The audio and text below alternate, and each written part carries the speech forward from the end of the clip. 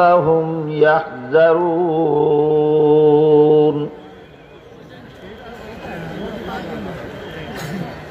وقال رسول الله صلى الله عليه وسلم كن عالما أو متعلما أو مستمعا أو محبا ولا تكن خامسا فتهلك أو كما قال عليه الصلاة والسلام শ্রদ্ধেয় সভাপতি হযরত উলামায়ে কেরাম, সম্মানিত সুধী সমাজ, দেশের বিভিন্ন অঞ্চল থেকে আগত সর্বস্তরের মুসলমান ভাইয়েরা আমার ও আমার পর্দানিশীন মা ও বোনেরা, আমি আশা করি আপনারা জানেন যে অধ্যকার এই বিশাল ইসলামী মহাসম্মেলনের আয়োজন দেশের ঐতিহ্যবাহী ইসলামী শিক্ষা প্রতিষ্ঠান বরুণা মাদ্রাসার উদ্যোগে করা হয়েছে। যেহেতু একটা ইসলামী শিক্ষা প্রতিষ্ঠানের উদ্যোগে আয়োজিত এই সমাবেশে আমরা যোগদান করেছি, তাই ইসলামী শিক্ষা সম্পর্কে কিছু কথা আপনাদের সামনে তুলে ধরার উদ্দেশ্যে আমি পবিত্র কোরআনের এক আয়াত এবং হযরত রাসূল করিম সাল্লাল্লাহু আলাইহি ওয়াসাল্লামের এক হাদিস তিলাওয়াত করেছি। তিলাওয়াতকৃত আয়াতে আল্লাহ বলেন, হে মুমিন মুসলমানেরা, তোমাদের সকলের পক্ষ থেকে কিছু লোক তাফাক্কুহ ফিদ্দীন হাসিল করার জন্য বের হয়ে যাও। আলেমরা তো জানেন তাফাক্কুহ ফিদ্দীন বলতে কি বোঝায়। মাদ্রাসার ছাত্ররাও মোটামুটি শব্দের অর্থ অন্তত বুঝবে, কিন্তু আপনারা যারা আলেম নন, মাদ্রাসার ছাত্র নন, আপনাদেরকে এই তাফাক্কুহ ফিদ্দীন এই দুইটা শব্দ বুঝাবার জন্য আমার কিছু কথা একটু খুলে বলতে হবে। কাজেই আপনারা যারা মাদ্রাসার ছাত্র নন, আলেম নন, আপনারা একটু দয়া করে আপাতত দুটি শব্দ স্মরণ রাখুন, কোরআনের দুটি শব্দ। একটি হলো তাফাক্কুহ, আরেকটি হলো ফিদ্দীন। এর খুব সংক্ষিপ্ত বাংলা অর্থ বলা যেতে পারে ইসলামী শিক্ষা দীক্ষা। তাহলে আয়াতের মর্ম দ্বারায় কিছু মুসলমান ইসলামী শিক্ষা দীক্ষা অর্জনের জন্য বের হয়ে যাও। আয়াতের ব্যাখ্যায় মুফাসসিরিনে কেরাম লিখেছেন, আল্লাহ যদি তাআল্লুম লিয়াতাআল্লামু ফিদ্দীন বলতেন তাহলে অর্থ হতো শুধু ইসলামী শিক্ষা,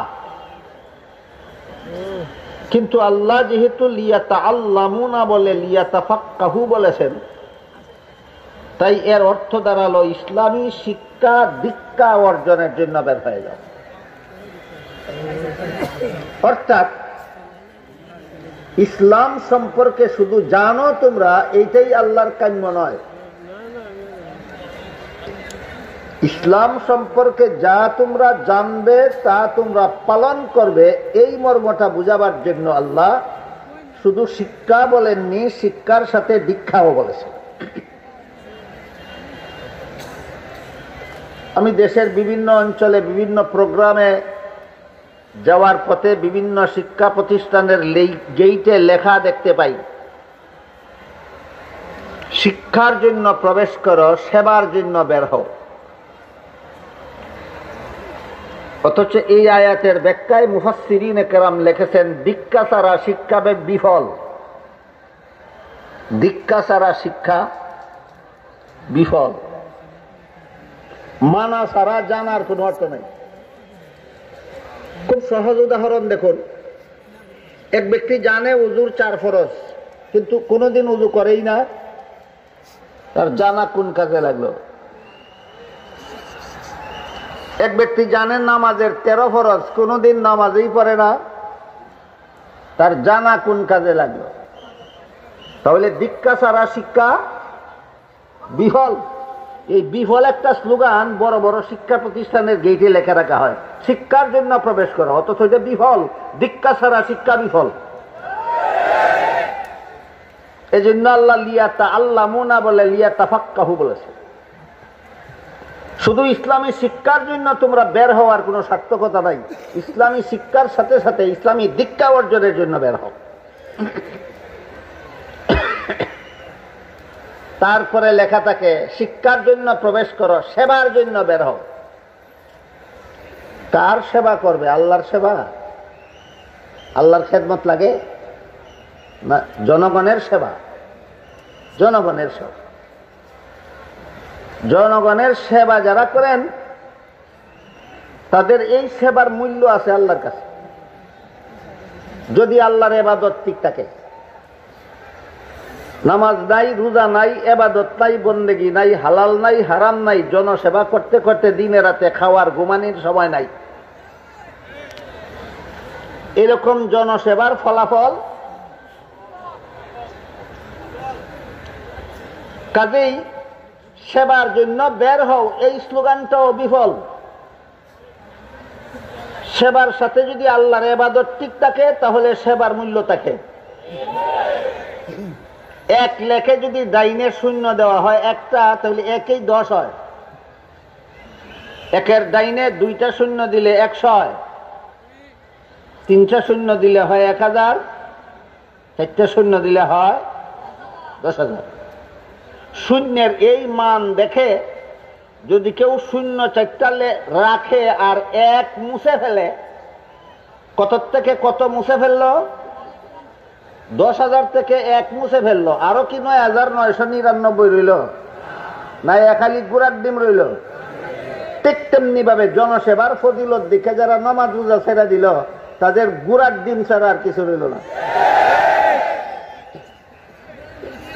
এই জন্য কোন শিক্ষা প্রতিষ্ঠানের গেইটে যদি কোনো স্লোগান লিখতেই হয়, তাহলে লিখতে হবে শিক্ষা দীক্ষার জন্য প্রবেশ করো, জনসেবা ও আল্লাহর ইবাদতের জন্য বের হও। তাই আমাদের মনে রাখা দরকার, যেভাবে দীক্ষা ছাড়া শিক্ষা বিফল, ঠিক তেমনি ভাবে আল্লাহর ইবাদত ছাড়া জনসেবা বিফল। আল্লাহর ইবাদত ছাড়া জনসেবা বিফল। এই হইল আয়াতে আল্লাহ লিয়াতা আল্লামুনা বলে লিয়াতাফাক্কাহু বললেন কেন, এর সামান্য বিশ্লেষণ। এবার আমরা আল্লাহ যে বললেন লিয়াতাফাক্কাহু ফিদ্দীন, এই দিন জিনিসটা কি এটা একটু বোঝার চেষ্টা করি। পবিত্র কোরআনের বিভিন্ন আয়াতে আল্লাহ দিন শব্দকে বিভিন্ন অর্থে ব্যবহার করেছেন। যদি সবগুলি আয়াতে দিন শব্দকে আল্লাহ একই অর্থে ব্যবহার করতেন, তাহলে সর্বস্তরের মুসলমান দিন শব্দের পরিষ্কার অর্থ জানতে পারত। যেহেতু বিভিন্ন আয়াতে দিন শব্দকে আল্লাহ বিভিন্ন অর্থে ব্যবহার করেছেন, এই জন্য আমাদের দিন বলতে কি বোঝায়, এই প্রশ্নের জবাব অধিকাংশ মুসলমানের কাছে অস্পষ্ট। এই প্রশ্নের জবাব অধিকাংশ মুসলমানের কাছে অস্পষ্ট। তাই আমাদের দিন বলতে কি বোঝায়, এর একটা সুস্পষ্ট ধারণা নিয়ে এই দিনই সম্মেলন থেকে আমাদের যাওয়া দরকার আমি মনে করি।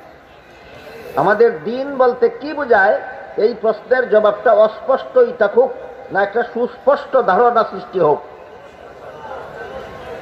সুস্পষ্ট ধারণা সৃষ্টি করতে হলে এই আয়াতে দিন শব্দকে আল্লাহ কোন অর্থে ব্যবহার করেছেন এটা বোঝার জন্য একটি হাদিসে আল্লাহর রাসূল সাল্লাল্লাহু আলাইহি ওয়াসাল্লাম দিন শব্দের ব্যাখ্যা দিয়েছেন। সেই হাদিসটাকে মুহাদ্দিসিনে কেরামের পরিভাষায় হাদিসে জিবরিল বলা হয়। আলেমগণের জানা আছে হাদিসে জিবরিল কোনটা। আপনারা যারা আলেম নন অথবা হাদিসের ক্লাসের ছাত্রও নন, আপনাদের অবগতির জন্য বলছি, হযরত জিবরিল ফেরেশতা একদা রাসূলের কাছে এসেছিলেন। রাসূল কয়েকজন সাহাবাদেরকে নিয়ে বসা ছিলেন। জিবরিল একজন অচেনা মানুষের আকৃতি ধারণ করে রাসূলের সামনাসামনি মুখোমুখি হয়ে বসে রাসূলকে কতগুলি প্রশ্ন করেছিলেন।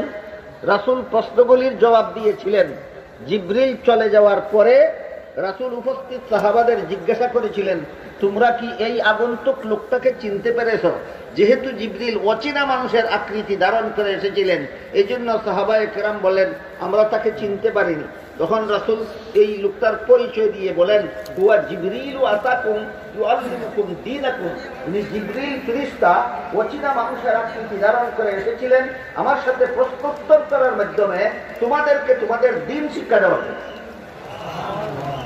কাজে কাজেই এই হাদিসে যে প্রশ্নগুলি জিবরিল ফেরেশতা করেছিলেন, ওই প্রশ্নগুলির যত জবাব রাসূল দিয়েছিলেন, ওই জবাবগুলি আমাদের দিন, ওই জবাবগুলি আমাদের দিন। এবার আমরা এই দিন সম্বলিত গুরুত্ব তিনটি প্রশ্নের আলোচনা করব। জিবরিল প্রথম জিজ্ঞাসা করেছিলেন, রাসূলকে প্রশ্ন করেছিলেন, মাল ইসলাম, ইসলাম কি?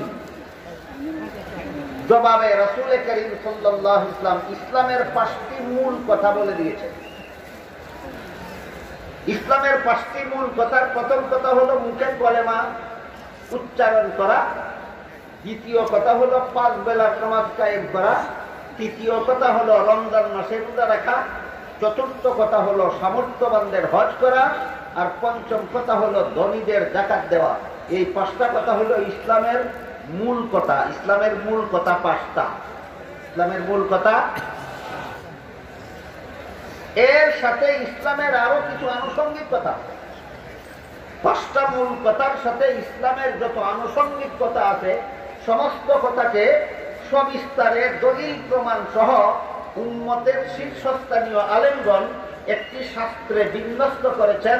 পরিভাষাগতভাবে শাস্ত্রটির নাম ইলমে ফিকহ। পরিভাষাগতভাবে শাস্ত্রটির নাম ইলমে ফিকহ। আপনাদের সর্বস্তরের মুসলমানের বুঝার জন্য ইলমে ফিকহের ডেফিনেশন হল ইসলামের যে সমস্ত বিধিবিধান শরীরের বাহ্যিক অঙ্গ প্রত্যঙ্গের দ্বারা পালন করতে হয়, সেগুলি জানার নাম ইলমে ফিকহ। দেখুন তো মনে রাখতে পারবেন কিনা, ইসলামের যে সমস্ত বিধিবিধান শরীরের বাহ্যিক অঙ্গ প্রত্যঙ্গের দ্বারা পালন করতে হয়, সেগুলি জানার নাম ইলমে ফিকহ। উযুর 4 ফরজ শরীরের বাহ্যিক অঙ্গ প্রত্যঙ্গের দ্বারা পালন করতে হয়। নামাজের 13 ফরজ শরীরের বাহ্যিক অঙ্গ প্রত্যঙ্গের দ্বারা পালন করতে হয়। সুতরাং ইসলামের যে সমস্ত বিধিবিধান শরীরের বাহ্যিক অঙ্গ প্রত্যঙ্গের দ্বারা পালন করতে হয়, সেগুলি জানার নাম ইলমে ফিকহ। তারপর জিবরিল দ্বিতীয় প্রশ্ন করলেন, মাল ঈমান, ঈমান কি? বুঝে থাকলে একটু দয়া করে বলুন তো, প্রথম প্রশ্ন কি ছিল? ইসলাম কি? দ্বিতীয় প্রশ্ন হলো ঈমান কি? জবাবে রাসূল করিম সাল্লাল্লাহু আলাইহি ওয়াসাল্লাম ঈমানের 6টি মূল কথা বলে দিলেন। ঈমানের মূল কথা 6টি। এই ঈমানের 6টি মূল কথা ঈমানে মুফাসসালের মধ্যে উল্লেখ আছে। আপনারা যারা অন্তত ঈমানে মুফাসসাল জানেন, আপনারা সহজে বুঝবেন ঈমানের মূল কথা 6টি। হাদিসে জিবরিল রাসূল বলে দিয়েছেন কি কি মূল 6টি কি কি? আমানতু বিল্লাহি ওয়া মালাইকাতিহি ওয়া কুতুবিহি ওয়া রুসুলিহি ওয়াল ইয়াউমিল আখিরি ওয়াল কদরি খাইরিহি ওয়া শাররিহি মিনাল্লাহি তাআলা ওয়াল বা'সি বাদাল মাউত। এর মর্মার্থ হলো, আমি আল্লাহ বিশ্বাস করলাম, আমি আল্লাহর ফেরেশতাগণ বিশ্বাস করলাম, আমি আসমানি কিতাব বিশ্বাস করলাম, নবী রাসূল বিশ্বাস করলাম, তকদীর বিশ্বাস করলাম, আখিরাত বিশ্বাস করলাম। এই 6টা মূল কথা হলো ঈমানের 6টা মূল কথা। এর সাথে আরো যত আনুষঙ্গিক কথা আছে, সবগুলিকে সবিস্তারে দলিল প্রমাণ সহ উম্মতের শীর্ষস্থানীয় আলেমগণ একটি শাস্ত্রে বিন্যস্ত করেছেন। সেই শাস্ত্রটার নাম হইল ইলমে আকাইদ। প্রথম প্রশ্নের জবাবে রাসূল উম্মতকে ইলমে ফিকহ শিক্ষা দিয়েছেন। জিবরিলের দ্বিতীয় প্রশ্নের জবাবে রাসূল উম্মতকে ইলমে আকাইদ শিক্ষা দিয়েছেন। তারপর জিবরিল ফেরেশতা রাসূলকে 3 নম্বর প্রশ্ন করলেন, মাল ইহসান, ইহসান কি? জবাবে রাসূল করিম সাল্লাল্লাহু আলাইহি ওয়াসাল্লাম ইহসানের দুটি মূল কথা বলে দিয়েছেন। রাসূল বলেন, আনতা আবুদাল্লাহা কাআন্নাকা তারাহু ফাইন লাম তাকুন তারাহু ফাইন্নাহু ইয়ারাক। এই হাদিসের অংশের অনুবাদ করলে, ব্যাখ্যা করলে সময় একটু লম্বা হবে, আপনারা বিরক্ত হবেন। এই জন্য আমি অতি সংক্ষেপে তার মর্মার্থটা বলছি। 3 নম্বর প্রশ্নের জবাবে রাসূল উম্মতকে ইহসানের দুটি মূল কথা শিক্ষা দিয়েছেন। একটি হলো আল্লাহ আমার সামনে, আর একটি হলো আমি আল্লাহর সামনে। আল্লাহ আমার সামনে আর আমি, আল্লাহ আমার সামনে আর আমি আল্লাহর সামনে, এটা হলো ইহসানের দুটি মূল কথা। এর সাথে আর যত আনুষঙ্গিক কথা আছে সবগুলিকে সবিস্তারে দলিল প্রমাণ সহ উম্মতের শীর্ষস্থানীয় আলেমগণ আরেকটি শাস্ত্রে বিন্যস্ত করেছেন। সেই শাস্ত্রটার নাম হলো ইলমে তাজকিয়া, ইলমে তাসাব্বুফ, ইলমে তাজকিয়া, ইলমে তাসাব্বুফ। আল্লামা ইমাম গাযালী রাহমাতুল্লাহি আলাইহি আরবাঈন ফি উসুলিদ দ্বীন নামক কিতাবে লিখেছেন, মানুষের মনের মধ্যে কতগুলি কুস্বভাবের জন্ম হয়, এইগুলির সংখ্যা 10টা। আর মানুষের মনের মধ্যে কতগুলি সুস্বভাবের জন্ম দিতে হয় প্রশিক্ষণের মাধ্যমে, ট্রেনিং এর মাধ্যমে, অনুশীলনের মাধ্যমে। 10টা সুস্বভাব চেষ্টা করে মনের মধ্যে জন্ম দিতে হয়, আর 10টা কুস্বভাব চেষ্টা করে মন থেকে অপসারণ করতে হয়।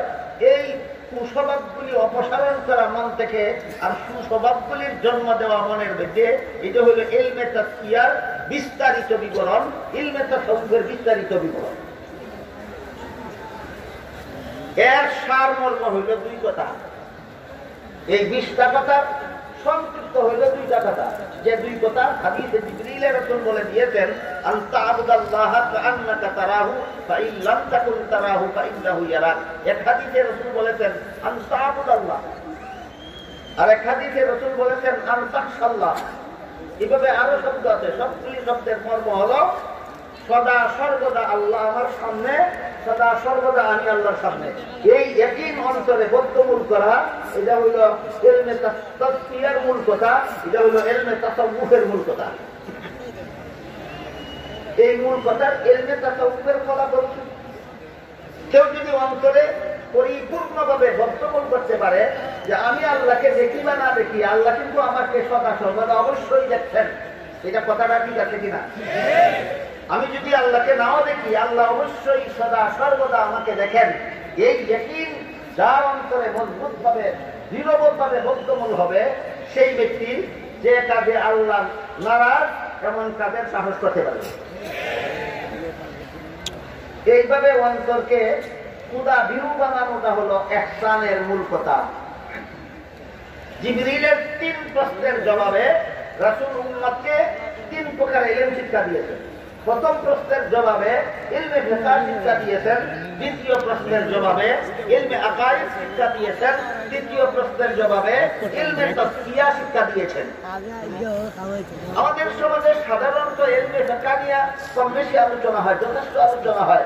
ইলমে আকাইদ নিয়ে কম বেশি আলোচনা করা হয়, কিন্তু ইলমে তাজকিয়া বা ইলমে তাসাউফ নিয়ে সাধারণ সমাজে আলোচনা হয় না বললেও চলে। এই জন্য আমি ইলমে তাজকিয়া সম্পর্কে আরেকটু কথা আপনাদের সামনে পরিষ্কার করে তুলে ধরতে চাই। সেটা হলো বান্দার অন্তরে যখন এই কথা বদ্ধমূল থাকে যে আল্লাহ সর্বাবস্থায় আমাকে দেখছেন, এই ইয়াকিন যখন বান্দার অন্তরে মজবুত হয়ে যায়, দৃঢ়ভাবে বসে যায়, তখন এই বান্দার আল্লাহর মর্জির খেলাফ কোনো কাজ করার সাহস থাকে না। এর একটি উদাহরণ, হযরত ইউসুফ আলাইহিস সালামকে যুলাইখা এক শাহী মহলে নিয়ে গেল, একা একা নিরিবিলি। হযরত ইউসুফ আলাইহিস সালামকে যুলাইখা যেই মহলে নিয়ে গেল, সেই মহলে ঢুকে তিনি দেখলেন মহলের এক কোণায় কোনো একটা কিছু পর্দা দিয়ে ঢাকা। ইউসুফ আলাইহিস সালাম যুলাইখাকে জিজ্ঞাসা করলেন, এই মহলের এই কামরার কর্নারে পর্দা দিয়ে তুমি কি ঢেকে রেখেছ? যুলাইখা জবাব দেয়, আমি যে মূর্তিটার পূজা করি সেই মূর্তিটাকে ঢেকে রেখেছি। এই কথার দ্বারা পরিষ্কার হয়ে গেল জুলাইখা মূর্তি পূজারী ছিল। কি পূজারী ছিল? মূর্তি পূজারী। পরবর্তীকালে সেই ইসলাম গ্রহণ করেছিল, সেটা ভিন্ন কথা। পরবর্তীকালে ইউসুফ আলাইহিস সালামের সাথে তার বিয়ে হয়েছিল, ঐতিহাসিক বিবরণ, তফসিলের বিবরণ নয়, সেটাও ভিন্ন কথা। পরবর্তীকালে জুলাইখার গর্ভ থেকে ইউসুফ আলাইহিস সালামের সন্তানাদি হয়েছিল, সেইগুলি ঐতিহাসিক বিবরণ, তফসিলি বিবরণ নয়, সেগুলি ভিন্ন কথা। তাই আমি সেদিকে যাচ্ছি না। আমি বলতে চাচ্ছি জুলাইখার ইসলাম গ্রহণ করার আগে পরিষ্কার ভাষায় ইউসুফ আলাইহিস সালামকে জবাব দিয়েছিল, আমি যেই মূর্তিটার পূজা করি সেই মূর্তিটাকে আমি পর্দা দিয়ে ডেকে রেখেছি। ইউসুফ আলাইহিস সালাম জুলাইখাকে জিজ্ঞাসা করলেন, এই মূর্তিটা তুমি পূজা করো, তারপরও এটাকে ডেকে রাখলে কেন পর্দা দিয়া?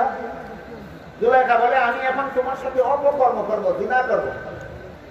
আমি যে দেবতার পূজা করি সেই দেবতার সামনে এই অপকর্ম করতে আমার লজ্জা হয়, এই জন্য আমি এই মূর্তিটাকে পর্দা দিয়ে ডেকে রাখছি। ইউসুফ আলাইহিস সালাম জিজ্ঞাসা করলেন, মূর্তির সামনে তোমার আমার সাথে জিনা করতে লজ্জা হয়, এই জন্য তুমি ডেকে রেখেছ? তোমার মূর্তি কি দেখে? জুলাইখা বলে, না, আমার পূজার মূর্তি যা দেখে না। আপনারা কি মনে করেন কোন মূর্তি দেখে নাকি? কোন মূর্তি দেখে না। বরং পবিত্র কোরআনের এক আয়াতে আল্লাহ বলেন, মূর্তি, যে মূর্তিকে পূজারীরা পূজা করে, এই মূর্তির এই দেবতার ক্ষমতার থেকে পূজারীদের ক্ষমতা কিন্তু বেশি আছে। দেবতার সামনে, মূর্তির সামনে যে খাদ্য দেওয়া হয় তাদের ভাষায় ভোগ বলে। কি বলে? ভোগ। দেবতার সামনে যে ভোগ দেওয়া হয়, দেবতা নিজে তো খায় না, মাছি খায়। কিসে খায়? মাছি খায়। আল্লাহ কোরআনে বলেন, এই দেবতার খানা যখন মাছি খায়, তখন দেবতা তার খানার মাছিও তাড়াতে পারে। যারা পূজা করে তারা তো মাছিটা অন্তত তাড়াতে পারে। যে পূজা করে সে মাছি তাড়াতে পারে, যার পূজা করে সে মাছিও তাড়াতে পারে না। এই পূজা কত ব্যর্থ পূজা, এই পূজা কত অসার পূজা। আমাদের বর্তমান বাংলাদেশে অনেক মুসলমান মূর্তির দিকে আর পূজার দিকে ঝুঁকে পড়েছে। যারা পূজার দিকে ঝুঁকে পড়েছে, মূর্তি যাদের ভালো লাগে, মূর্তি যাদের ভালো, মূর্তির প্রতি যাদের ভালোবাসা আছে, তারা এক আয়াতের মর্ম শুনে রাখুন। আল্লাহ পবিত্র কোরআনের এক আয়াতে বলেন, ইন্নাকুম ওয়া মা তা'বুদুনা মিন দুনিল্লাহি হাসাবু জাহান্নাম। তোমরা যারা মূর্তির পূজা করো, তোমরাও জাহান্নামের লাকড়ি হবে। আর যে দেবতার পূজা করো, যে মূর্তির পূজা করো, সেই মূর্তিকেও আমি জাহান্নামের লাকড়ি বানাবো। মূর্তিও জাহান্নামের লাকড়ি, মূর্তি পূজারীও জাহান্নামের লাকড়ি। আপনি যদি বলেন যে না, আমি পূজা করি না, আমি ভালোবাসি এই জন্য মূর্তি বানাই, বলতেও পারেন। আমি মূর্তির পূজা করি না, মূর্তিকে আমি ভালোবাসি এই জন্য মূর্তি বানাই। হাদিস শরীফে রাসূল করিম সাল্লাল্লাহু আলাইহি ওয়াসাল্লাম বলেন, আল মারউ মা মান আহাব্বা। দুনিয়াতে যাকে যে ভালোবাসে, পরকালে তার সাথে তার হাসর হবে। কাজেই আল্লাহ যেহেতু মূর্তিকে বলেছেন জাহান্নামী, সুতরাং মূর্তির পূজা করো আর না করো, মূর্তিকে যারা ভালোবাসো তোমরাও মূর্তির সাথে জাহান্নামী হবে পরকালে। এই হল মূর্তি পূজার অসারতা এবং মূর্তি পূজার অসারতার এই পরিণতি। এবার মূল কথার দিকে ফিরে যায়। ইউসুফ আলাইহিস সালাম জুলাইখাকে জিজ্ঞাসা করলেন, তোমার পূজার মূর্তিটা কি দেখে? জুলাইখা বলে, দেখে না। ইউসুফ জিজ্ঞাসা করলেন, দেখে? যদি দেখে না, তাহলে তাহলে দেখে রাখার কি দরকার? না দেখে তার সামনে আমার সাথে জিনা করলেও তো দেখবে না।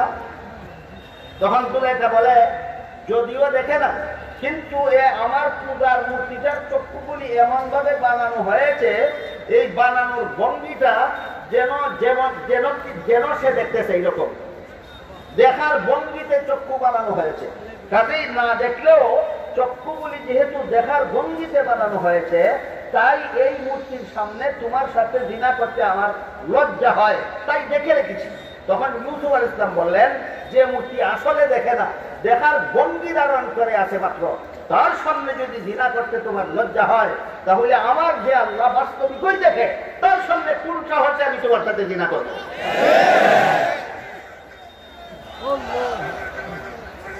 আমি আল্লাহর সামনে, আল্লাহ আমার সামনে। এই ইয়াকিন অন্তরে যখন মজবুত হবে, তখন কোন গুনার সাহস থাকে না। এটা ইলমে তাসকিয়ার সারমর্ম।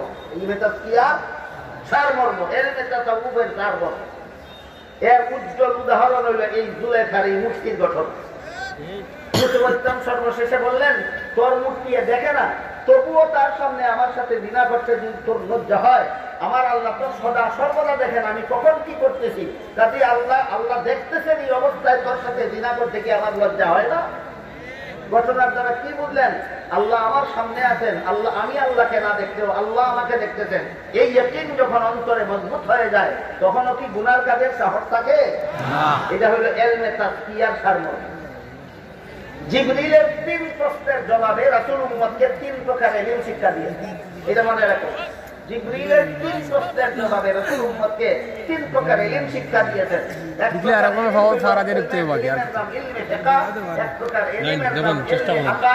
এক প্রকার ইলমের নাম ইলমে তাসাব্বুফ। 3 প্রকার ইলম দেওয়ার পরে রাসূল বলেন, জিবরিল আতাকুম ইউআল্লিমুকুম দীনাকুম। এই 3 প্রকার ইলমের নাম তোমাদের দ্বীন। এই 3 প্রকার ইলমের নাম ইলমে ফিকহ। ইসলামের যত বিধিবিধান আলোচিত হয়েছে, এইগুলি আমাদের দ্বীনের 3 ভাগের এক ভাগ। ইলমে আকাইদে ইসলামের যত বিধিবিধান আলোচিত হয়েছে, এগুলি আমাদের দ্বীনের 3 ভাগের 2য় ভাগ। ইলমে তাসাউফে ইসলামের যত বিধিবিধান আলোচিত হয়েছে, এগুলি আমাদের দ্বীনের 3 ভাগের 3য় ভাগ। সুতরাং 3টা ইলমের সমষ্টি হলো আমাদের দ্বীন। কতটা ইলমের সমষ্টি আমাদের দ্বীন? 3টা। একটা হলো ইলমে ফিকহ, একটা হলো ইলমে আকাইদ, আর একটা হলো ইলমে তাজকিয়া, ইলমে তাসাউফ। আগেই বলেছি ইলমে ফিকহ কাকে বলে? ইসলামের যেসব বিধান শরীরের বাহ্যিক অঙ্গ প্রত্যঙ্গের দ্বারা পালন করতে হয়, সেগুলি জানার নাম ইলমে ফিকহ। ইলমে আকাইদ কাকে বলে? ইসলামের যে সমস্ত বিধিবিধান পালনীয় নয়, বিশ্বাস্য, অন্তরের দ্বারা বিশ্বাস করতে হয়, শরীরের কোন অঙ্গ দ্বারা পালন করতে হয় না, এইগুলি জানার নাম ইলমে আকাইদ। আর ইলমে তাসাউফের ডেফিনেশন হলো, অতি সংক্ষিপ্ত ডেফিনেশন হলো, ইসলামের যে সমস্ত বিধিবিধান বাহ্যিক অঙ্গের দ্বারা পালন করতে হয় না, আবার অন্তরে শুধু বিশ্বাস করলেও চলে না, অন্তরের দ্বারা পালন করতে হয়। অন্তরের দ্বারা পালনীয় ইসলামী বিধানগুলি জানার নাম ইলমে তাজকিয়া, ইলমে তাসাউফ। এর একটি সহজ উদাহরণ দিচ্ছি। আগেই বলেছি, আল্লামা ইমাম গাজ্জালী রাহমাতুল্লাহি আলাইহি 40 ফি উসুলিদ দ্বীন নামক কিতাবে যে লিখেছেন যে 10 প্রকারের কুস্বভাবের আগাছা মন থেকে পরিষ্কার করতে হয়। ইলমে তাজকিয়া হাসিল করতে হলে এই 10 প্রকারের কুস্বভাব, 10 প্রকারের কুস্বভাবের মধ্যে একটা কুস্বভাবের নাম আনানিয়ত, বাংলায় অহংকার। বাংলায় একটা কুস্বভাবের নাম অহংকার। অহংকারের আরো সহজ বাংলা হইল আমিত্ব। অহংকারের আরো সহজ বাংলা আমিত্ব। এই অহংকার বা আমিত্বে 4টা স্তর আছে। প্রথম স্তরের নাম ইলমে তাসাউফের পরিভাষায় উজব। দ্বিতীয় স্তরের নাম ইলমে তাসাউফের পরিভাষায় কিবর। তৃতীয় স্তরের নাম ইলমে তাসাউফের পরিভাষায় তাকাব্বুর। চতুর্থ স্তরের নাম ইলমে তাসাউফের পরিভাষায় ইস্তিকবার। ইলমে তাসাউফের এই পরিভাষাগুলি যারা বুঝেন না, ইলমে তাসাউফের চর্চায় যারা লিপ্ত নন, আমাদের সমাজের আগেই বলেছি ইলমে তাসাউফ সম্পর্কে সাধারণ সবাই আলোচনা হয় না বললেও চলে। এই জন্য সাধারণ মুসলমানের পরিষ্কার কোনো ধারণা নাই। তাই এই বিষয়টা আমি একটু পরিষ্কারভাবে আপনাদের সামনে তুলে ধরতে চাই। যারা ইলমে তাসাউফের চর্চায় নাই, তারা এই পরিভাষাগুলি বুঝবেন না। আমাদের বাংলাদেশে ইলমে তাসাউফের চর্চা নাই। হ্যাঁ, তরিকতের চর্চা নাই, কিন্তু তরিকত ফেডারেশন আছে।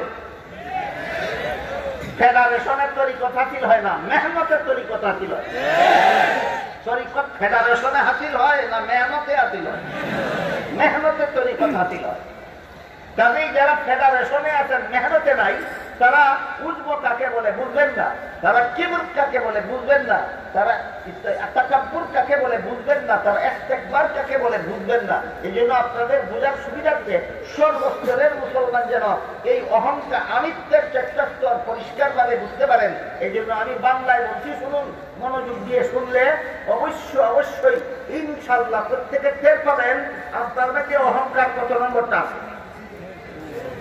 কথা বললে প্রত্যেকে টের পাবেন। আমারটা আপনি টের নাও পেতে পারেন, আপনারটা আমি টের নাও পেতে পারি। আমরা প্রত্যেকে টের পাবো আমার কাছে অহংকারের কত নম্বরটা। বাংলা হলো এই চারটা অহংকারের, এই চারটা স্তরের বাংলা হলো যথাক্রমে, একটা হলো অহংকারের বীজ, একটা হলো অহংকারের চারা, একটা হলো অহংকারের গাছ, আর একটা হলো অহংকারের ফসল। এবার বুঝতে পেরেছেন? বুঝে থাকলে এবার বলুন তো অহংকারের স্তর কটা? 1 নম্বর বীজ, 2 নম্বর চারা, 3 নম্বর গাছ, 4 নম্বর ফসল। এবার একটা একটা করে বোঝার চেষ্টা করি।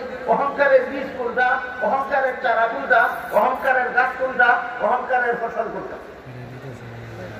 ইলমে তাসকিয়ার কিতাবে বিস্তারিত ভাবে লেখা যে তুমি তোমার মনকে একা একা নিরিবিলি জিজ্ঞাসা করো যে তোমার নিজের মধ্যে কোনো গুণ আছে কিনা। মন যদি সচেতন হয় তাহলে মন থেকে জবাব আসবে আমার মধ্যে অনেকগুলি গুণ আছে। আমি মুখে কথা বলতে পারি, এটা আমার একটা গুণ। আমি চোখে দেখতে পারি, এটা আমার একটা গুণ। আমি কানে শুনতে পারি, এটা আমার একটা গুণ। আমি পায়ে চলতে পারি, আমার একটা গুণ। বলেন আমার মধ্যে অনেকগুলি গুণ আছে কিনা?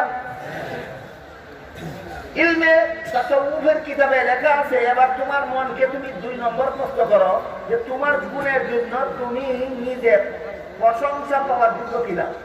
তোমার গুণের জন্য তুমি প্রশংসা পাওয়ার যোগ্য কিনা।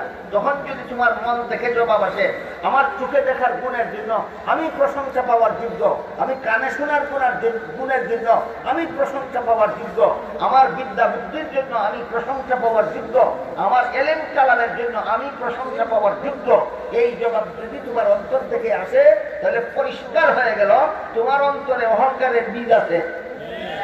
কি আছে? বীজ। তাই অহংকার, কার অন্তরে অহংকারের বীজ নাই? কার অন্তরে অহংকারের বীজ নাই? যার অন্তরকে দ্বিতীয় প্রশ্ন যখন করে যে তোমার গুণের জন্য তুমি প্রশংসা পাওয়ার যোগ্য কিনা, তখন যদি অন্তর থেকে জবাব আসে যে এই গুণগুলি আমার নিজস্ব উপার্জন নয়, এই গুণগুলি আল্লাহর দান। আল্লাহ হলেন দাতা, আমি হলাম গ্রহিতা। গ্রহিতা কোনোদিন প্রশংসার যোগ্য হয় না, প্রশংসার যোগ্য হয় দাতা। কাজে আমি এই গুণের জন্য আমি প্রশংসার যোগ্য নই। যে আল্লাহ আমাকে দান করেছেন তিনি হলেন প্রশংসার যোগ্য। তাহলে প্রমাণ হলো তোমার অন্তরে অহংকারের বীজও নাই। এইরকম মনোভাব তৈরি করা যে আমার গুণের জন্য আমি প্রশংসার যোগ্য নই, একমাত্র আল্লাহই প্রশংসার যোগ্য, তিনি হইলেন দাতা, আমি হইলাম গ্রহিতা। গ্রহিতা কোনোদিন প্রশংসার যোগ্য হয় না, দাতাই সর্বদা প্রশংসার যোগ্য হয়। কাজে আল্লাহ যেহেতু আমার সমস্ত গুণের দাতা, কাজে আমার সকল গুণের জন্য প্রশংসা আমার নয়, সমস্ত প্রশংসা আল্লাহর। এই মনোভাব অন্তরে জাগ্রত করলে অন্তরের মধ্যে 10টা সুস্বভাবের একটা সুস্বভাব জন্ম হইল। এই সুস্বভাবটার নাম হলো শুকর। এই সুস্বভাবটার নাম এমনি লাগে না। বহুদিন পর্যন্ত ইলমে তাসকিয়ার উস্তাদের কাছে শিষ্যত্ব গ্রহণ করে, বহুদিন পর্যন্ত মেহনত করে, বহুদিন পর্যন্ত মুজাহাদা করে, বহুদিন পর্যন্ত সাধনা করে এই শুকুরের গুণ অন্তরে অর্জন করতে হয়।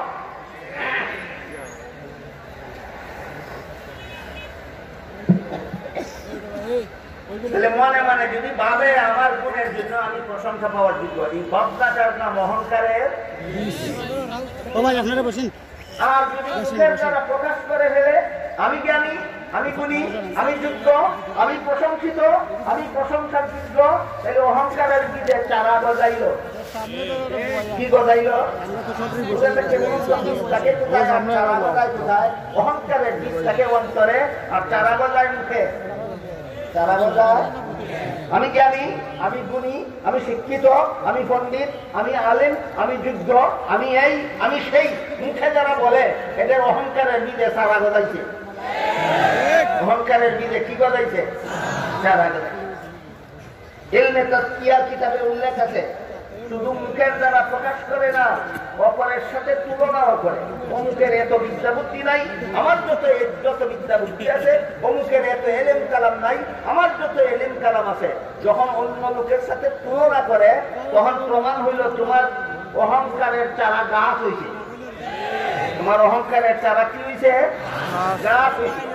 তারপর যার সাথে তুলনা করে তাকে হেয় প্রমাণ করার জন্য, নিজেকে অপরের চেয়ে যোগ্য সমাজের কাছে প্রতিষ্ঠা করার জন্য যখন অন্য লোকের প্রতি অত্যাচার, জুলুম, নির্যাতন শুরু করে, জালেম নির্যাতনকারী হলো, তার জুলুম নির্যাতন হইল অহংকারের গাছের ফসল। এবার বুঝে থাকতে বলুন, বাংলাদেশের কোন মুসলমান কি অন্য লোকের সাথে কোন রকমের অবিচার করে? অন্য লোকের কি কোনো অন্যায়ভাবে কষ্ট দেয়? কিসের ফসল? অহংকারের গাছ অপছন্দ। কেন অহংকারের গাছে পছন্দ হলো? কারণ তরিকতের মেহনত নাই, তরিকত ফেডারেশন আছে। কি নাই? কি আছে?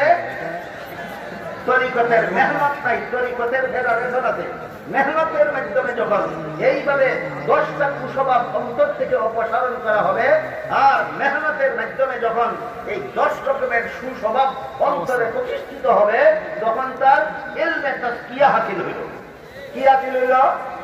এবার মূল কথার দিকে ফিরে যায়। জিবরিলের 3 প্রশ্নের জবাবে রাসূল উম্মতকে 3 প্রকারের ইলম শিক্ষা দিয়েছেন। প্রথম প্রশ্নের জবাবে জিবরিল রাসূল উম্মতকে ইলমে ফিকহ শিক্ষা দিয়েছেন। দ্বিতীয় প্রশ্নের জবাবে রাসূল উম্মতকে ইলমে আকাইদ শিক্ষা দিয়েছেন। তৃতীয় প্রশ্নের জবাবে রাসূল উম্মতকে ইলমে তাসকিয়া শিক্ষা দিয়েছেন। 3 ইলমের সমষ্টিকে বলেছেন হুয়া জিবরিল আতাকুম ইউআল্লিমুকুম দীনাকুম। সুতরাং ইলমে ফিকহের বর্ণিত সমস্ত বিধিবিধান, ইলমে আকাইদের বর্ণিত সমস্ত বিধিবিধান, ইলমে তাসকিয়ার বর্ণিত সমস্ত বিধিবিধানের সমষ্টির নাম মুমিনের দ্বীন। দ্বীন কত ইলমের সমষ্টির নাম? 3 ইলমের সমষ্টির নাম দ্বীন। ইলমে ফিকহে ইসলামের যত বিধান বর্ণিত হয়েছে, ইলমে আকাইদে ইসলামের যত বিধান বর্ণিত হয়েছে, ইলমে তাসকিয়ায় ইসলামের যত বিধান বর্ণিত হয়েছে, সবগুলিকে রাসূল দ্বীন বলেছেন। সুতরাং আমাদের দ্বীন বলতে কি বোঝায়? আমাদের দ্বীন বলতে ইসলামের যাবতীয় বিধিবিধানের সমষ্টির নাম। ইসলামের যাবতীয় বিধিবিধানের সমষ্টি হলো আমাদের দ্বীন। এবার আয়াতগুলো সহজ হয়ে যাবে ইনশাআল্লাহ। আল্লাহ বলেন, ফালাউলা নাফারা মিন কুল্লি ফিরকাতিন মিনহুম তাইফাতুল লিয়াতাফাক্কাহু ফিদ্দীন। হে মুমিন মুসলমানেরা, তোমাদের পক্ষ থেকে কিছু লোক দ্বীনের শিক্ষা দীক্ষা অর্জনের জন্য বের হয়ে যাও। পরিষ্কার হয়েছে, দ্বীন কি? ইসলামের যাবতীয় বিধিবিধানের সমষ্টির নাম দ্বীন। ইসলামের যাবতীয় বিধিবিধানের সমষ্টির নাম দ্বীন। এইগুলি শিখার জন্য তোমরা বের হয়ে যাও। তারপরে আল্লাহ বলে, সব মুসলমান ইসলামী শিক্ষা দীক্ষা অর্জনের জন্য বের হয়ে যাও বলেছিলেন না? কিছু মুসলমান, কিছু মুসলমান। তাহলে বাকি মুসলমানদের উপায় কি? বাকি মুসলমানদের উপায় বর্ণনা করে আল্লাহ আয়াতের শেষের অংশে বলেন, ওয়ালিয়ুনযিরু কওমাহুম ইযা রাজাউ ইলাইহিম লাআল্লাহুম ইয়াহযারুন।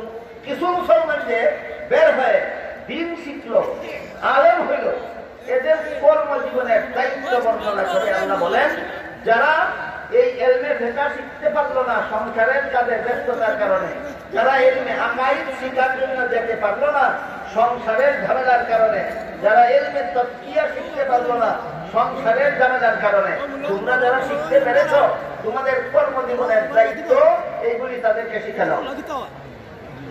তাহলে কিছু মুসলমানকে যে আল্লাহ বলেছিলেন ইসলামী শিক্ষা দীক্ষার জন্য বের হয়ে যাও, বাকি মুসলমানের ব্যবস্থাও আয়াতে আছে কিনা? বাকি মুসলমান সম্পর্কে বলেন, তোমরা যারা মাদ্রাসায় লেখাপড়া করে ইসলামী শিক্ষায় শিক্ষিত হয়েছ, ইসলামী দীক্ষায় দীক্ষিত হয়েছ, তোমরা ব্যবসার কারণে, চাকরির কারণে, আর কৃষিকাজের কারণে, অথবা স্কুল কলেজ ভার্সিটিতে লেখাপড়া করার কারণে, অথবা স্কুল কলেজ ভার্সিটিতে লেখাপড়া করাবার কারণে যারা ইলমে ফিকহ শিখতে পারলো না, যারা ইলমে আকাইদ শিখতে পারলো না, যারা ইলমে তাসকিয়া শিখতে পারলো না, এর মধ্যে থেকে যে অংশটুকু বাধ্যতামূলক, সমস্ত মুসলমানদের জন্য বাধ্যতামূলক, এইগুলি তোমরা তাদেরকে শিক্ষা দাও। এক কথায় ইসলামের যে বিধান লঙ্ঘন করলে মুসলমানকে জাহান্নামে যেতে হবে, আছে কিনা এমন বিধান? ইসলামের যে বিধান লঙ্ঘন করলে মুসলমানকে জাহান্নামে যেতে হবে, তাদেরকে তোমরা আলেমরা ওই সমস্ত লোক যারা আলেম নয় তাদেরকে তোমরা সতর্ক করে দাও, সাবধান, নামাজ কাজা করবে না, জাহান্নামে যেতে হবে। সাবধান, মিথ্যা কথা বলবে না, জাহান্নামে যেতে হবে। সাবধান, চুরি করবে না, জাহান্নামে যেতে হবে। সাবধান, খুন খারাপি করবে না, জাহান্নামে যেতে হবে। সাবধান, সন্ত্রাস করবে না, জাহান্নামে যেতে হবে। সাবধান, মদ পান করবে না, জাহান্নামে যেতে হবে। গোটা জাতিকে সতর্ক করে দেওয়া, যেসব কাজ করলে গুনাহ হয়, জাহান্নামে যেতে হয়, ওই সব কাজের ব্যাপারে গোটা জাতিকে সতর্ক করে দেওয়া মাদ্রাসার শিক্ষিত আলেমগণের কর্মজীবনের দায়িত্ব আয়াতে আল্লাহ চিহ্নিত করে দিয়েছে। বুঝে থাকলে এবার বলুন তো, যে কাজ করলে মানুষ জাহান্নামে যাবে সেই কাজের ব্যাপারে মানুষকে সাবধান করা আলেমগণের দায়িত্ব কিনা? যে কোনো গুনার কাজ করলে জাহান্নামের শাস্তি ভোগ করতে হবে, এটা বলে দেওয়া, সতর্ক করে দেওয়া, সাবধান করা, ভয়াবহ শাস্তির কথা স্মরণ করিয়ে দেওয়া যে আলেমগণের দায়িত্ব। একটি উদাহরণ, এর একটি সহজ উদাহরণ দিচ্ছি, সেটি হলো সুদের কারবার। পবিত্র কোরআনের সূরাতুল বাকারার 275 নম্বর আয়াতে আল্লাহ পাক রব্বুল আলামিন বলেন, আহাল্লাল্লাহুল বাইআ ওয়া হাররামার রিবা। ব্যবসাকে আল্লাহ হালাল করেছেন, সুদের কারবারকে করেছেন হারাম। সুদ হারাম, সুদ হারাম, সুদ হারাম। আরো কোনদিন শুনেছেন না, নতুন শুনলেন? কোন সূরার কত নম্বর আয়াতে আল্লাহ বলেছেন? সূরাতুল বাকারার 275 নম্বর আয়াতে আল্লাহ বলেছেন সুদ হারাম, সুদ হারাম, সুদ হারাম। আলেমদের দায়িত্ব হলো আপনাদের সকলকে বলতে হবে আল্লাহর আইনে সুদ হারাম, আইনে সুদ হারাম। সুদের কারবার করলে জাহান্নামে যেতে হবে। বর্তমান সমাজে আলেমগণ আল্লাহর বিধিবিধান বর্ণনা করলে কোনটা হারাম, কোনটা হালাল, কোন কাজ করলে জাহান্নামে যেতে হবে, কোন কাজ করলে জাহান্নাম থেকে নাজাত পাওয়া যাবে, এইগুলি বর্ণনা করলে দেখা যায় সমাজের মানুষ 3 ভাগে বিভক্ত হয়ে পড়ে। কতবার? একদল মানুষ জানতো না এটা যে হারাম, আলেমগণ বলেছেন হারাম, করলে জাহান্নামে যেতে হবে, এই কারণে জাহান্নামের ভয়ে তওবা করে হারাম কাজটা ছেড়ে দেয়। এদের সংখ্যা খুব কম, এদের সংখ্যা খুব কম। এদের পরিণতি হলো আলেমগণের কথা শুনে যেহেতু হারাম ছেড়ে দিল, এই জন্য আল্লাহ এদের অতীতের হারাম কাজের গুনাহ মাফ করে দেবেন।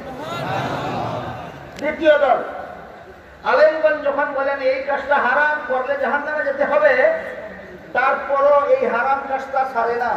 তবে আলেমগণ যে হারাম বলেছেন, এটা করলে জাহান্নামে যেতে হবে বলেছেন, এই কারণে আলেমকে গালিগালাজ করে না, হারাম কাজ ছাড়েও না, আর এটাকে হারাম বলার কারণে আলেমকে গালিগালাজও করে না।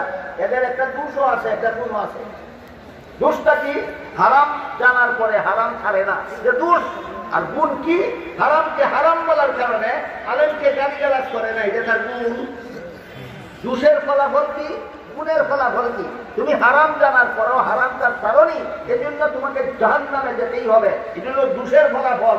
আর হারামকে হারাম বলার কারণে তুমি আলেমকে তিরস্কার করছো না, আলেমকে নিন্দাবাদ করছো না, আলেমকে গালিগালাজ করছো না, আলেমকে অন্তর দিয়া ঘৃণা করছো না, এই কারণে তোমার জাহান্নামের শাস্তি একদিন শেষ হয়ে যাবে। জাহান্নামের শাস্তি একদিন শেষ হয়ে যাবে। তৃতীয় দল, আলেম কোন হারামকে হারাম বললে এটা তো ছাড়েই না, আলেম কেন হারামকে হারাম বললেন এই জন্য আলেমের বিরুদ্ধে তিরস্কার শুরু করে দেয়, আলেমকে গালিগালাজ শুরু করে দেয়, আলেমকে কতভাবে আসামি সাব্যস্ত করে দেয়, সবগুলি সম্ভাব্য পন্থা আলোচনা শুরু করে দেয়। এদের ফলাফল হইল আল্লাহর বিধান বর্ণনার কারণে কোন আলেমকে তিরস্কার করা, গালি দেওয়া, এটা আল্লাহকে গালি দেওয়ার নামান্তর। যেমন সুদা উদাহরণ, আলেম বললেন সুদের কারবার হারাম, যে তার কথা না আল্লাহর কথা, এই কারণে আপনি আলেমকে গালি দেওয়া শুরু করলেন। তার কথায় কারে গালি দিলেন? আল্লাহর কথায় আলেমকে গালি দিয়েছেন। এই গালি আলেমের উপর পড়নি, যে আল্লাহকে গালি দিয়েছেন। আল্লাহকে গালি দিলে যেমন ভাবে ইমান থাকে না, বেঈমান হয়ে চিরস্থায়ী জাহান্নামী হয়ে যায়, ঠিক তেমনি ভাবে কোন আলেম আল্লাহর ঘোষিত হারামকে হারাম বলার কারণে যারা আলেমকে গালিগালাজ করে, এরা আল্লাহকে গালিগালাজ করে, আল্লাহকে গালিগালাজ করার কারণে এদের ইমান থাকে না, এরা বেঈমান কাফের হয়ে যায়, এরা যে জাহান্নামে প্রবেশ করে। আল্লাহু আকবার, আল্লাহু আকবার, হুশিয়ার সাবধান, হুশিয়ার সাবধান। এরা যে জাহান্নামে হবে চিরকাল জাহান্নামে থাকে। এর দুটি উদাহরণ দিয়ে আমি আমার বক্তব্য শেষ করতে চাই। আল্লাহ পাক রব্বুল আলামিন বলেন, আহাল্লাল্লাহুল বাই'a ওয়া হাররামার রিবা ফামান জাআহু মাউইযাতুন মির রাব্বিহি ফান্তাহা ফালাহু মা সালাফ। যে ব্যক্তি এই সুদ সম্পর্কে আল্লাহর উপদেশ শুনলো, শোনার কারণে যথারীতি তওবা করে সুদের কারবার ছেড়ে দিল, আল্লাহ বলেন ফালাহু মা সালাফ, সে অতীতে যে সুদের কারবার করেছিল সেই সুদের কারবারের শাস্তি আল্লাহ তাকে মাফ করে দিবেন। আর যে ব্যক্তি ওয়ামান আদা আল্লাহ হারাম, আল্লাহর বিধানে হারাম, এই হারাম জানার পরেও যারা হারামটাকে হালাল বানাবার জন্য চাপাবাজি শুরু করে দিল, হারামটাকে হালাল বানাবার জন্য কি শুরু করে দিল? হারামটাকে হালাল বানাবার জন্য যারা চাপাবাজি শুরু করে দিল, আল্লাহ পাক রব্বুল আলামিন বলেন ওয়ামান আদা ফাউলাইকা আসহাবুন নারি হুম ফিহা খালিদুন, এরা চিরস্থায়ী জাহান্নামী। আলেম বলেছেন সুদের কারবার হারাম, এই কারণে আলেমকে যদি গালিগালাজ করো, এই গালিগালাজ আল্লাহকে করেছ, তোমার মধ্যে ঈমানের লেশ মাত্রও নাই। তোমার নামাজ তোমাকে চিরস্থায়ী জাহান্নাম থেকে বাঁচাতে পারবে না, তোমার রোজা তোমাকে চিরস্থায়ী জাহান্নাম থেকে বাঁচাতে পারবে না, তোমার হজ, তোমার যাকাত, তোমার তাসবিহ পড়া, তোমার ইবাদত বন্দেগী তোমাকে জাহান্নাম থেকে বাঁচাতে পারবে না। তোমার উদাহরণ হলো, উযু করতে গিয়ে তুমি হাত ধুয়েছো, মুখ ধুয়েছো, মাথা মুছা করেছো, পা ধোয়ার আগে বায়ু ছেড়ে দিয়েছো। আপনারা বলুন ওযুর ফরজ কতটা? মুখ ধোয়া, হাত ধোয়া, মাথা মুছা করা, পাও ধোয়া। যে ব্যক্তি মুখ ধুইল, হাত ধুইল, মাথা মুছা করলো, পাও ধোয়ার আগে বায়ু ছেড়ে দিল, এই ব্যক্তির মুখ ধোয়ার দাম কত? হাত ধোয়ার দাম কত? মাথা মুছের দাম কত? ঠিক তেমনি ভাবে যেই ব্যক্তি নামাজ পড়লো, রোজা রাখলো, হজ করলো, যাকাত দিল, আর আলেম সুদকে হারাম বলার কারণে আলেমকে গালিগালাজ শুরু করে দিল, তার ওই লোকের মুখ ধোয়ার যেমন কোনো দাম নাই, হাত ধোয়ার যেমন কোনো দাম নাই, বা মাথা মুছে করার যেমন কোনো দাম নাই, পা ধোয়ার আগে তুমি বায়ু ছেড়ে দিয়েছো, ঠিক তেমনি ভাবে তোমার মতো মুসলমান নামাজ পড়ার কোনো দাম নাই, মরবার আগে আলেমকে গালি দিয়েছ, তোমার রোজা রাখার কোনো দাম নাই, মরবার আগে আল্লাহর বিধানকে গালি দিয়েছ, তোমার ইবাদত বন্দেগীর কোনো দাম নাই, মরণের আগে তুমি এই আল্লাহর বিধান বলার কারণে আলেমকে গালি দিয়েছ, তুমি বায়ু ছেড়ে দিয়েছ। এরকম বায়ু ছাড়া মুসলমান কিছু আছে কি বাংলাদেশে? এই সমস্ত মুসলমানদের দেখা যায় ইসলামী অনুষ্ঠানে না ভাইলেও হিন্দুয়ানি অনুষ্ঠানে হওয়া যায়। হিন্দুয়ানি অনুষ্ঠানগুলির মধ্যে একটা আছে দুর্গা পূজা। কোন কোন মুসলমান ব্যানারে রেখে ঈদুল আজহা ও দুর্গা পূজায় শুভেচ্ছা, ঈদুল আজহায় তার শুভেচ্ছা, দুর্গা পূজায় তার শুভেচ্ছা। আল্লাহ বলেন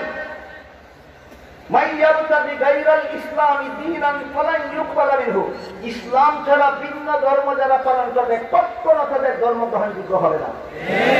তাহলে দুর্গা পূজার, হিন্দুদের দুর্গা পূজার প্রতি আল্লাহর শুভেচ্ছা না অনাস্থা? আল্লাহর যেখানে অনাস্থা সেখানে তুমি দিয়েছো শুভেচ্ছা। আল্লাহর অনাস্থায় যারা শুভেচ্ছা দেয় ইমানের লেশ মাত্র থাকে না, বায়ু ছেড়ে দেয়। অর্ধেক উজু করে বায়ু ছেড়ে দিয়ে, যেমন উজুর কোনো দাম নাই, ভিন্ন কোন ভ্রান্ত ধর্মের অনুষ্ঠানে শুভেচ্ছা জানালে তোমার নামাজ রোজা ইবাদত বন্দেগীর কোনো দাম নাই। আমি জিজ্ঞাসা করলাম তুমি মুসলমান দুর্গা পূজার মিষ্টি খেতে গেলা কেন? বলে ধর্ম যার যার অনুষ্ঠান সভা। তাই যদি হয়, ধর্ম যার যার উৎসব যদি সবারই হয়, এই জন্য যদি মুসলমানকে হিন্দুদের দুর্গা পূজার মিষ্টি খেতে হয়, তাহলে হিন্দুদেরকেও তোমার কুরবানির গরুর গোশত খাওয়াও, যেহেতু ধর্ম যার যার উৎসব সবার। অথচ আজ পর্যন্ত কোন হিন্দু মুসলমানের ঈদুল আজহার কুরবানির গোশত খেতে আসে না, কিন্তু অনেক মুসলমান হিন্দুদের দুর্গা পূজার মিষ্টি খেতে যায়। আবার বলে ধর্ম যার যার অনুষ্ঠান সভা। কেউ যদি বলে কৃষিকাজ যার যার ফসল সভা, কেউ যদি বলে ব্যবসা যার যার মুনাফা সভা, কেউ যদি বলে চাকুরি যার যার বেতন সভা, কেউ যদি বলে কোনো পাগলে যদি কয় বিয়া যার যার ভোগ সভা, এটা যেমন মানা যাবে না, ঠিক তেমনি ভাবে কোন ছাগলে যদি কয় ধর্ম যার যার উৎসব সভা, সেটাও মানা যাবে না। গৃহস্থী যার ফসল তার, গৃহস্থী যার ফসল তার, ব্যবসা যার মুনাফা তার, ব্যবসা যার মুনাফা তার, চাকরি যার বেতন তার, বিয়া যার বউ তার, ধর্ম যার অনুষ্ঠান তার। এই বিশ্বাস হচ্ছে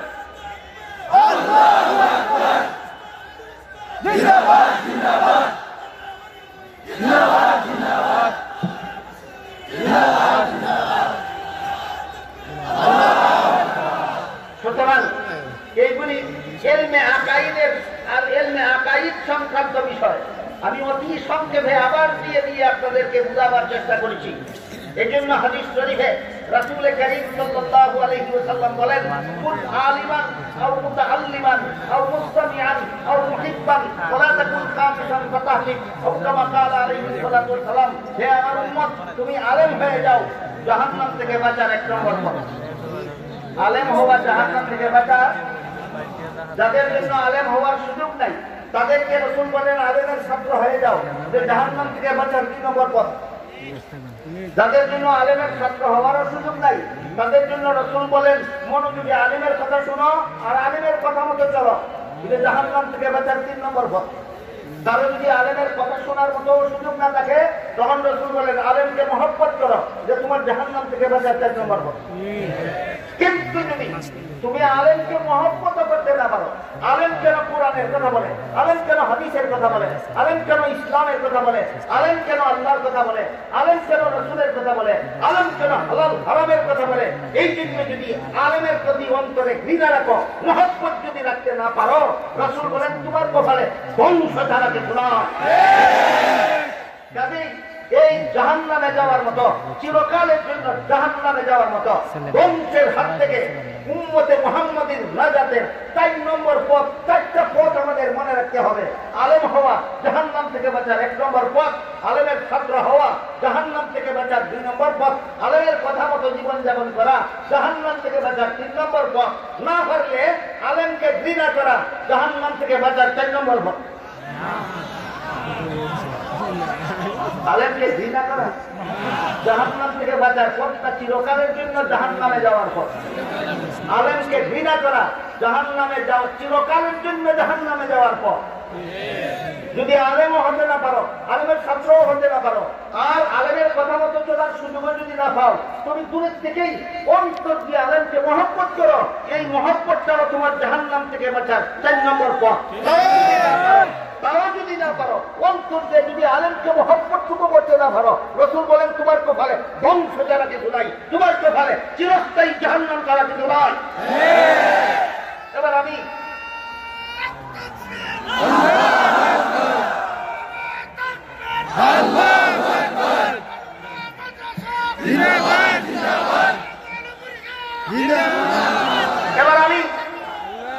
এবার আমি আলেমকে মহব্বত করা যে জাহান্নাম থেকে নাজাতের 4 নম্বর পথ রাসূলের হাদিসের দ্বারা এর একটি উদাহরণ দিয়ে 2-3 মিনিটের মধ্যে ইনশাআল্লাহ আমার বক্তব্য শেষ করতে যাচ্ছি। হাদিস শরীফে রাসূল কারীম সাল্লাল্লাহু আলাইহি ওয়াসাল্লাম বলেন, কাল হাশরের মাঠে যখন সারা দুনিয়ার সমস্ত মানুষ জীবিত হয়ে দাঁড়াবে, আল্লাহ তখন আলেমগণকে বলবেন তোমরা সমস্ত জগৎবাসীর থেকে আলাদা হয়ে আলাদা কাতারে দাঁড়াও। আল্লাহ রাসূল বলেন আল্লাহর হুকুমে আলেমগণ যখন আলাদা কাতারে দাঁড়াবে, আলাদা হয়ে দাঁড়াবে, তখন আল্লাহ আলেমগণকে বলবেন তোমাদেরকে আমি আল্লাহ দুনিয়াতে আলেম হওয়ার সৌভাগ্য দান করেছিলাম জাহান্নামের আগুন দিয়ে জ্বালাবার জন্য নয়, তোমরা জান্নাতে চলে যাও। সুবহানাল্লাহ। প্রশ্ন জাগে, মুফাসসিরিন কেরাম তাফসীরের কিতাবে প্রশ্ন উত্থাপন করেছেন, আলেম হলেই যদি জান্নাতে যাওয়া যায়, তাহলে আলেমরা চুর, ডাকাত, সুদখোর, ঘুষখোর, মদখোর, গাঁজাখোর হয়ে অসুবিধা কি? আলেম তো জান্নাতেই যাবে। প্রশ্নের জবাবে মুফাসসিরিন কেরাম লিখেছেন তার সারমর্ম হলো আলেম 2 প্রকার, একটা হলো সমাজের দৃষ্টিতে আলেম, আর একটা হলো আল্লাহর দৃষ্টিতে আলেম। শিক্ষার সাথে যার শিক্ষা আছে সে আল্লাহর দৃষ্টিতে আলেম, যার ইসলামী শিক্ষা আছে শিক্ষা নাই সে সমাজের দৃষ্টিতে আলেম।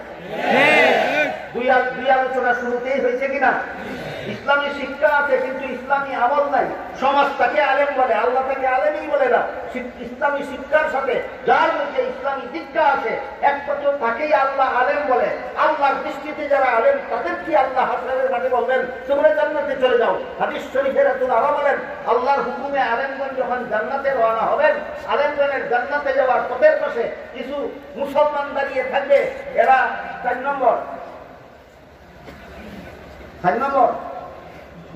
এরা 4 নম্বর আলেমগণের জান্নাতে যাওয়ার পথের পাশে কিছু মুসলমান দাঁড়িয়ে থাকবে, এরা কত নম্বর?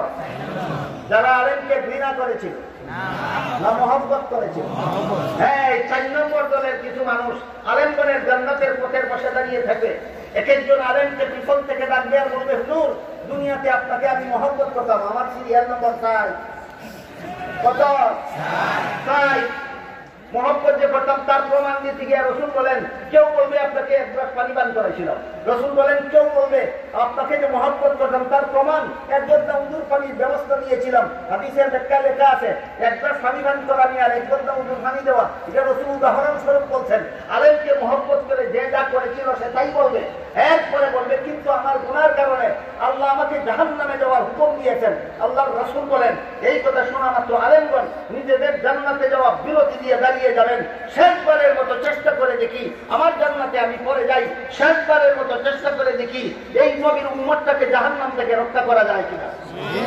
দাঁড়িয়ে আল্লাহকে বলবেন আল্লাহ ঠিকই বলেছে এই লোকটা আমাকে মহব্বত করতে এই জন্য এক গ্লাস পানি পান করাইছিল, ওই লোকটা ঠিকই বলেছে আমাকে মহব্বত করতে এই জন্য আমাকে এক বোতল দুধ পানির ব্যবস্থা করে দিয়েছিল। আল্লাহ তখন বলবেন হে আলেমরা এদের গুনার কারণে আমি আদেশ করেছি জাহান্নামে যাওয়ার জন্য, তোমরা যেহেতু সাক্ষী দিলে এদের তোমাদের সাথে এদের মহব্বতের সম্পর্ক ছিল, তোমাদের সাক্ষীর কারণে আমি এদেরকে মাফ করে দিলাম, তোমরাও জান্নাতে যাও, এদেরকে সাথে নিয়ে যাও। সুতরাং জাহান্নাম থেকে বাঁচার 4 নম্বর পথ কোনটা? আলেমকে মহব্বত করা, আলেমকে ঘৃণা করা জাহান্নাম থেকে বাঁচার পথ নয়, চিরকালের জন্য জাহান্নামে যাওয়ার পথ।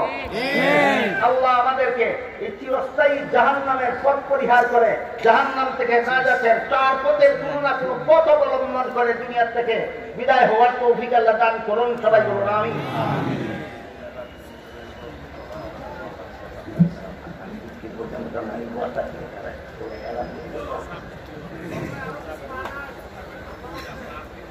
আচ্ছা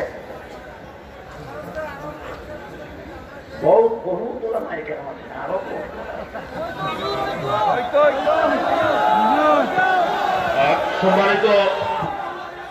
সম্মানিত শ্রোতা